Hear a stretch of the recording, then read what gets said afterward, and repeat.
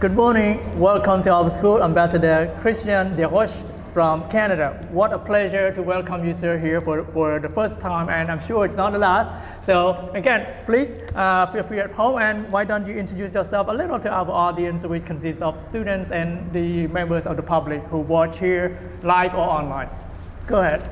Chumri Pusua, thank you very much for the invitation to be here today. So I'm the relatively new ambassador of Canada to the Kingdom of Cambodia. I arrived just over 4 months ago. It's been a pleasure to be here. We hadn't had a resident ambassador since 2007, and so I'm in the process of rebuilding our diplomatic presence, and I've been overwhelmed by the warm welcome. I think Cambodia is a country that has had warm relations with Canada for a long time, and I think that I'm in awe of the possibilities of what I'll be able to accomplish here. But again, thanks for the warm welcome. Great, thank you. Well, as we have talked before, I had the fortune to have been to Canada for some time, studying and working a little. Now, whenever ambassadors change from one country to another, like in your case, here being in Cambodia for 4 or 5 months now, what do you find interesting or not so interesting? So what are the challenges that you would encounter every time you change posts? Oh yes, well that's a very good question, and because foreign service officers in our system are selected on the basis of being flexible and adaptable. Because you arrive in a new environment. Of course, before coming to Cambodia, I read a lot about Cambodian politics, history, trade, and watched movies, even listened to music. And I was on Khmer language training, so Cambodian Piasa Khmer. Next time we'll do the interview in Khmer.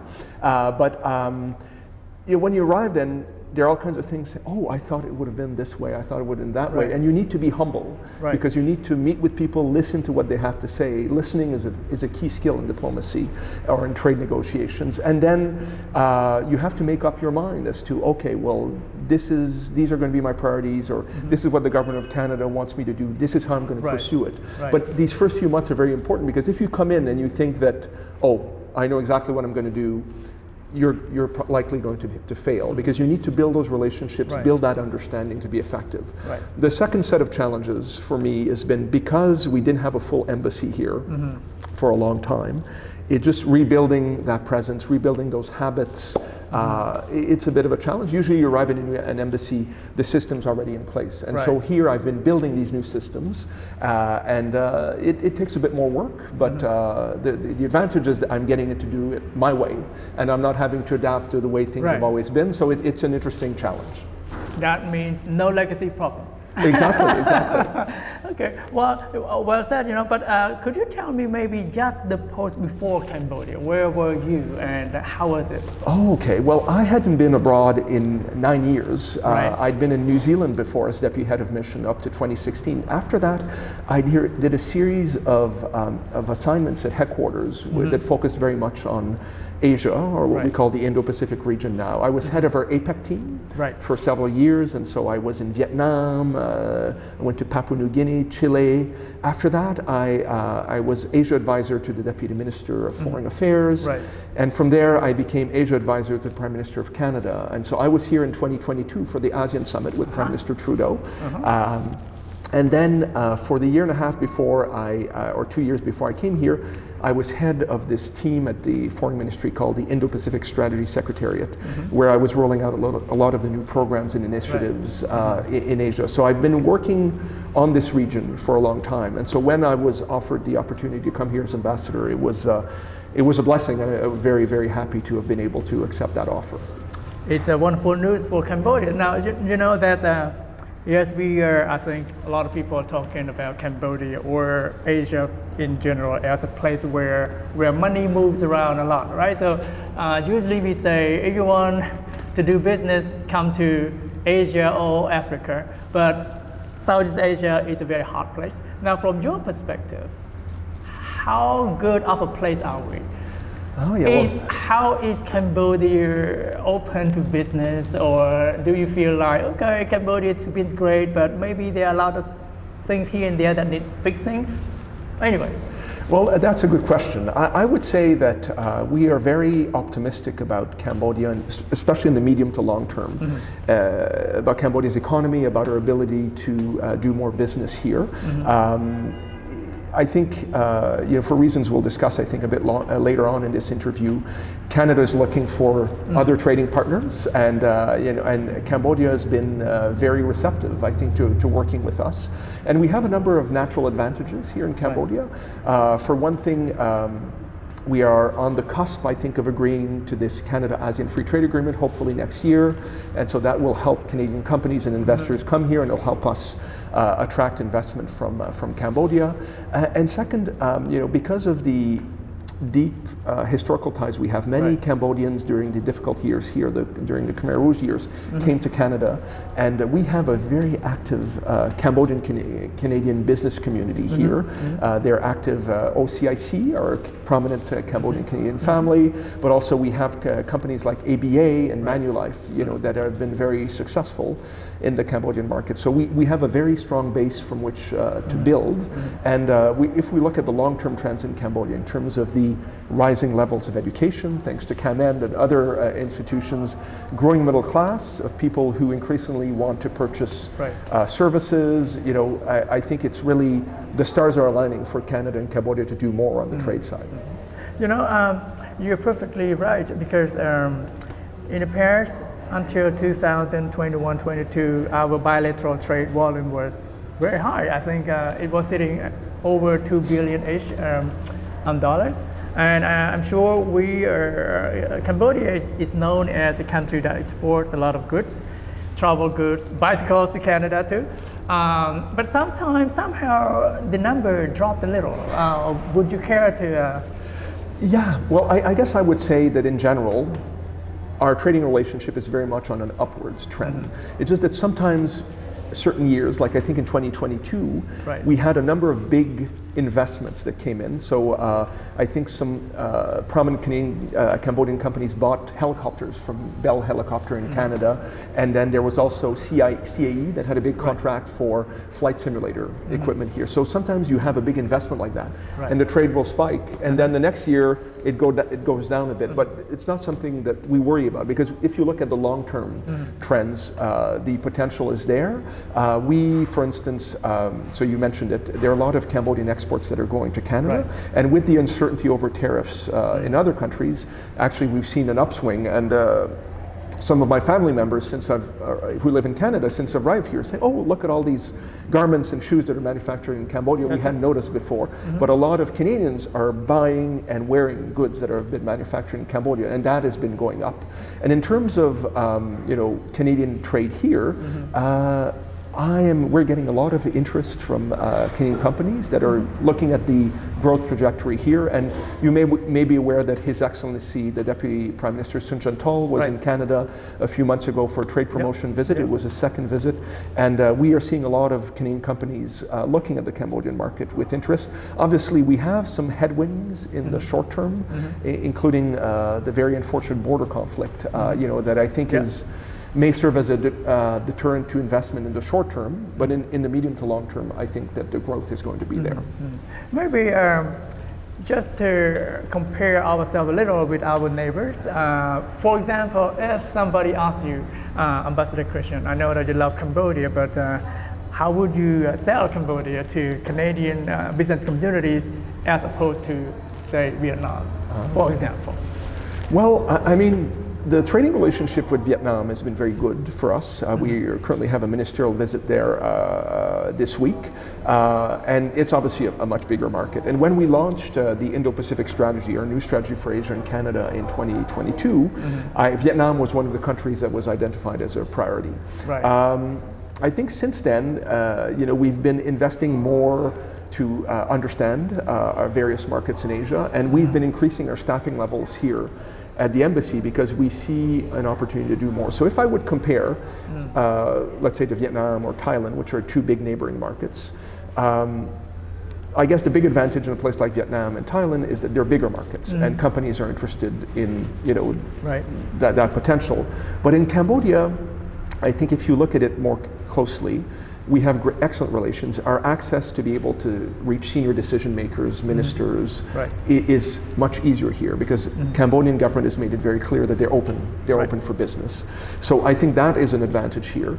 And the second one is the growth is actually potential is much stronger here, admittedly from a lower base, because of this growing middle class that wants to buy a lot of services. So to me, my sales pitch to Canadian companies is you can come to Cambodia, it can be a more forgiving environment for foreign investors because we have that access to senior decision makers.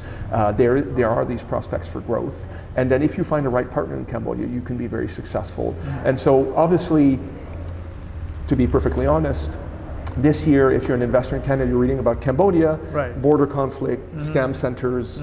You know, there are areas of concern, but hopefully the border conflict is on the way to being resolved. I'm very pleased that the ceasefire has been holding. And on the scam centers, very positive development this week with very prominent arrests and extradition. So I think that as long as the government of Cambodia can continue demonstrating progress in these areas, I'll be able to work with our investors to come here. Yeah, as you mentioned earlier, I'm sure by now you met almost everybody from Canada who works or who has a company here. And a few weeks ago, I had the honor of speaking to Canadian Chamber of Commerce, where you graciously gave the introductory remark. So far, having met those Canadian investors in Cambodia, what are they telling you? Or what do you feel like, you're not telling me this? What is it that they're telling you that catching your attention? Well, I guess what I would say, first of all, thank you for addressing our Canadian Chamber. We've been working very hard with our Chamber's executive team to rebuild their presence. And you know, one of the key messages I've conveyed to our Chamber is that they need to get in touch with their members to understand what the challenges are. Because for me as ambassador, I want to help defend their interests here. And you know, one of the things in the initial discussions I've had with our members of the Canadian business community is one, they remain optimistic about Cambodia and they want to invest here. They see a lot of opportunity. Obviously this year, some business interests are suffering. You know, non-performing loans have been high, which is affecting investors in the banking sector. But the other thing that I think we're hearing, and that we're already working with the government of Cambodia on these issues, is we need to make sure that these efforts to modernize systems, taxation, transparency and predictability for business, they need to continue investing in these things, because some businesses tell us of onerous new requirements that pop up a bit as a surprise, and that they need to hire someone to negotiate those requirements down all the time. And this is not unusual for a kind of a frontier market, a bit like Cambodia, to have these challenges. But I think that there are many people within the government of Cambodia who understand that, and we're happy to work with them to help you know, bring a greater transparency, accountability, and predictability. And this is not unique to Cambodia. We have these challenges in Canada too, so we can work together. That's right. Now, on that very particular point, Canada always holds a special place in my heart, having been there, studying there, worked there for a while. We can disregard the elephant in the room, tariff. You know, we all know how close Canada has been, still is, I think, to the US and Mexico. You have the three countries free trade agreement. It has been renamed, but that's it. What is happening? At one point, Canadians wake up and think, we're not that close to the US anymore. What's going on? But at least from tariff side, what is Canada doing to mitigate potential risk in the trade relationship with the US, for example? It's a very, very good question, and it's something that's very top of mind for Canadians. So I guess what's important to recall is that you know, since the end of World War II, Canada has increased its economic integration with the US, and something that was accelerated after the first NAFTA in the 1990s, which became what the US calls USMCA, and we call it CUSMA. We can't even agree on the name of the revised trade agreement that that was adopted under the first Trump administration. And so right now we're at a situation where over 3/4 of Canadian exports go to the United States. And so we've become very dependent on that market. And I think for many years Canadians were comfortable with that, because the US view of the world was very close to Canada's. There was a strong consensus on the need to respect international trading rules, international law, and obviously the US government has been making decisions of late that have raising questions about their commitment to these shared ideals. And our Prime Minister, Mark Carney, has said that we can control what the Americans do. We can only control what we do. Sure. But as a result of and there have been threats to impose tariffs against Canadian companies. A number of sectors in Canada, like lumber, autos, steel, aluminum, have been affected. But despite all the rhetoric, so we are about to renegotiate our trade agreement with the United States this year. But despite all of the bad press, we still have about 85% of our exports that go to the U.S. And U.S. exports going to Canada that are tariff-free under a trade agreement. So we're still doing quite well. Obviously, the sectors that have been affected by tariffs are suffering, and so government is working to provide support to workers in those areas. But I think we understand that we can't control what's going on in the United States, and the Americans, of course, are free to elect the governments they want to elect and pursue the policies they want to pursue. But for us, we can't just assume that things will come back to normal after the current administration completes its mandate. So we have, I think, a two-pronged strategy to address that. One is we are more aggressively looking to expand our trading partnerships, and Prime Minister Carney has given us the objective of doubling our non-US exports within the next 10 years. And Southeast Asia, including Cambodia, is an important part of that equation for us. And that's why we're aggressively pursuing free trade agreements. We've agreed to a new free trade agreement with Indonesia. We want to conclude one with ASEAN. Next year, we already have the CPTPP, and we welcome Cambodia's interest in joining the CPTPP. Oh, we will be there. Well, that's it. We'll be working with you on that. So that's the first pillar. And then the second pillar is that we are working to strengthen our resilience to international shocks. We used to, our foreign policy, our trade policy was predicated on the basis that the WTO would continue to be able to adjudicate global trade. We're not living in that world anymore. And so we need to build our economic resilience in Canada to make sure that we can respond better to these external shocks. And so it's going to be a challenging time for Canadians. It's going to be expensive to do that.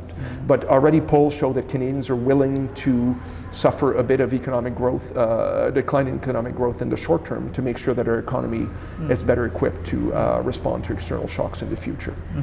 Now, just for the benefit of the audience, I'm sure some know, but maybe some don't, the fact that Canada is fully bilingual.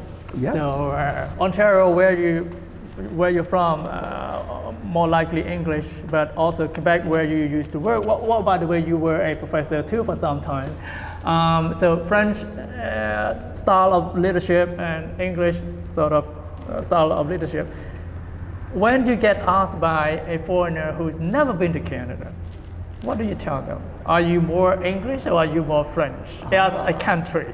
Just like a joke. Yeah, no, that's a good question, and I get that a lot. And I'm a bit unique because I'm French Canadian from Ontario, from the minority, and I grew up in a family where I spoke French with my father and English and Italian to my mother. My mother immigrated from Italy, and so, our French identity is very important, and in Canada we have what we call the Official Languages Act that says that we have to offer government services and represent the government of Canada in both official languages. That's why any ambassador or any diplomat who comes to Cambodia needs to be able to give a presentation in English or in French. And it's something that's important to our identity.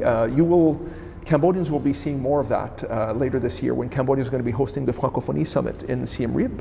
And so we expect that our Prime Minister will be here along with the Premier from Quebec, our largest French-speaking province, and others as well. And it's going to be an opportunity for us to celebrate that part of our identity. But just to answer your question about differences of culture, I mean, for any foreigner who comes to Canada, if you go to Quebec, you'll immediately see that it's very different. And it's not just the language, because over 80% of Quebecers, their first language is French. And but it just, the way to approach food, living, driving, the habits are very different.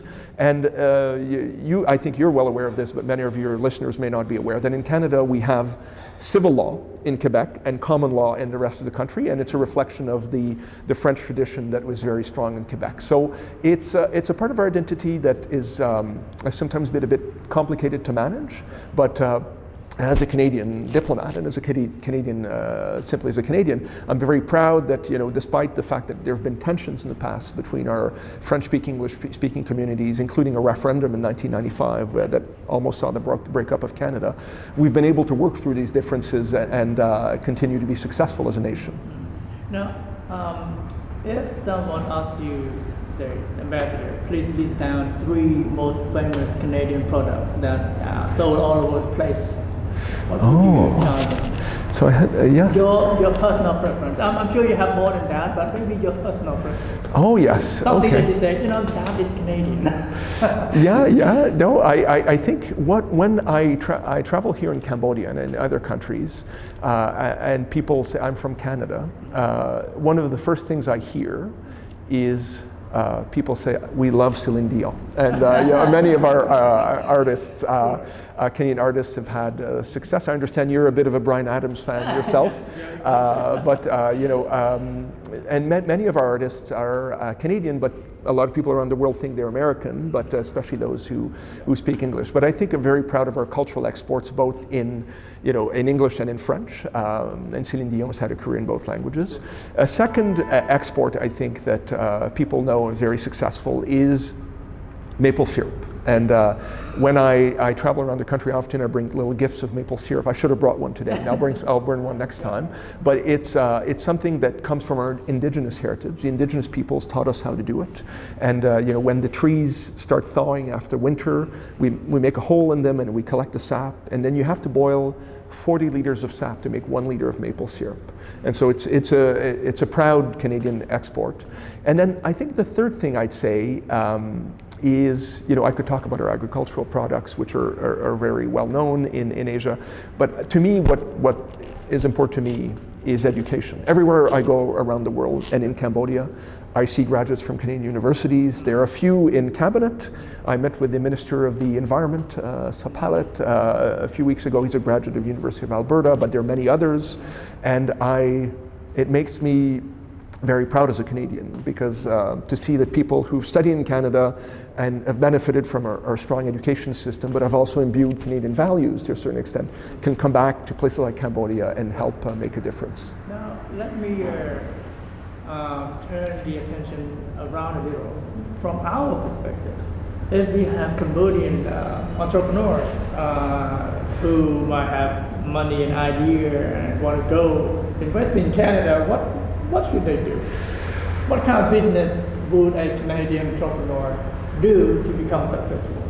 Well, the Canadian economy is very varied, because Canada itself is spread over 5.5 time zones. If you were to drive from one part of Canada to the other, even though we have very nice highways, it would take well over a week.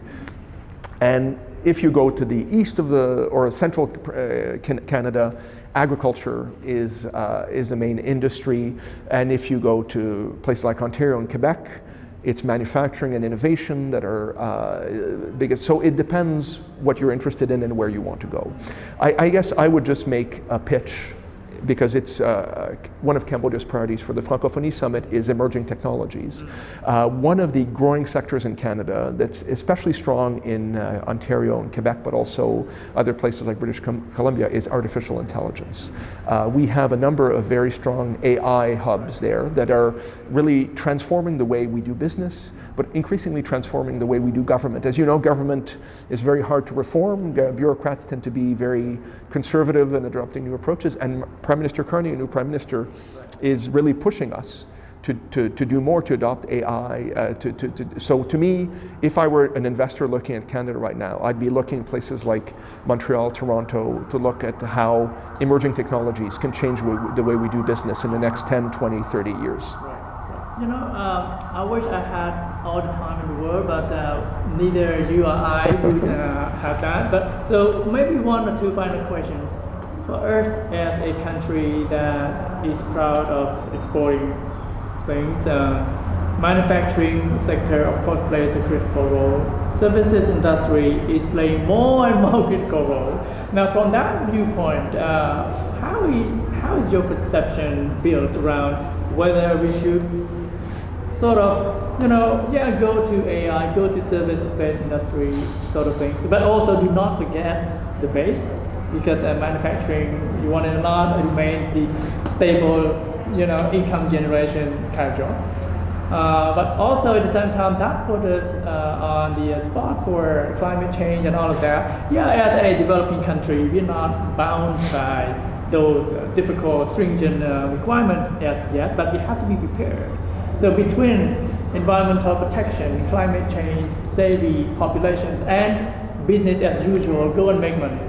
What's your advice? Well, that's a good question, because I think when you're in a place like Phnom Penh and you see the big buildings and there's a lot of innovation and educated people, you forget that the provinces are sometimes dealing with different challenges. And I think that for Cambodia, there are three areas where the progress needs to continue. One is a lot of the provinces depend on agriculture, and I'm encouraged to see that there are very successful programs now to make sure that some of Cambodia's finest agricultural products, cashew nuts, rice, and kampot pepper, for instance, are now being recognized and are being exported. I see programs now to export these products more consistently to Europe, and I'd like to see more in North America, because I think that you're not going to bring these regions out of poverty in the provinces if you don't have strong agriculture.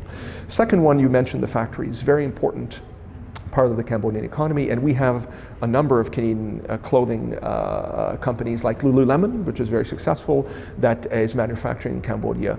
We have been working with the industry here and with the government to help raise standards to make sure that and I see the minimum wage has risen for factory workers now. I think it's going to be important to continue building on these gains to make sure that the manufacturing sector can continue to grow sustainably.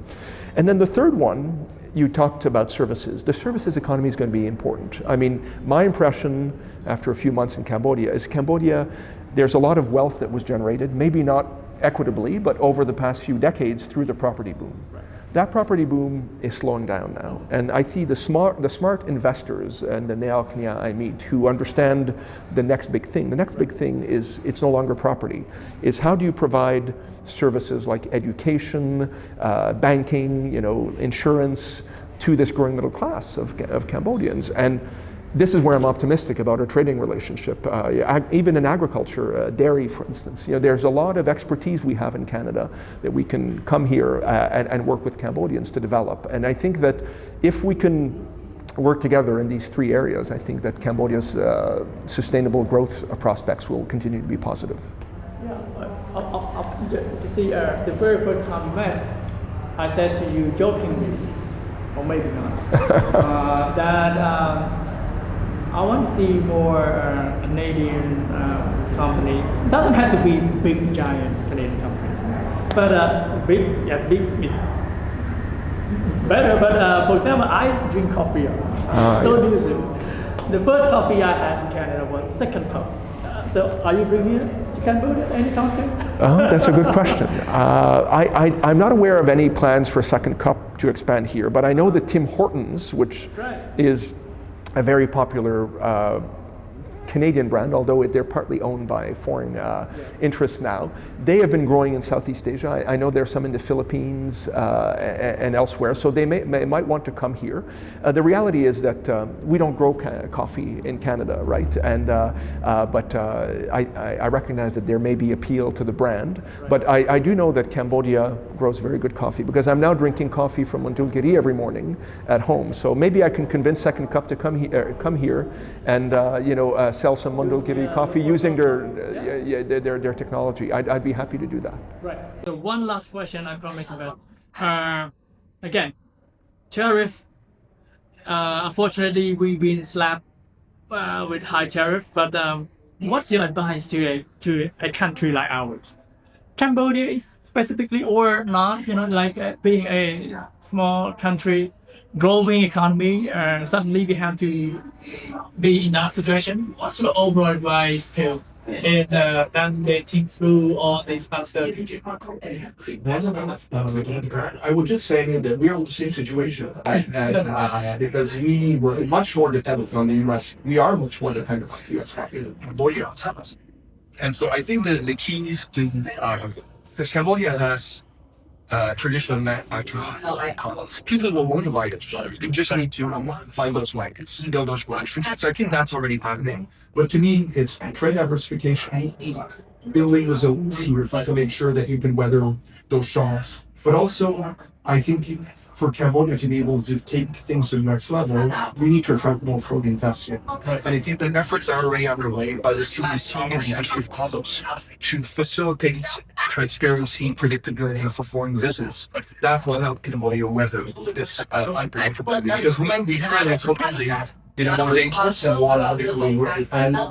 we work for countries like Cambodia to work together, to strengthen the issues.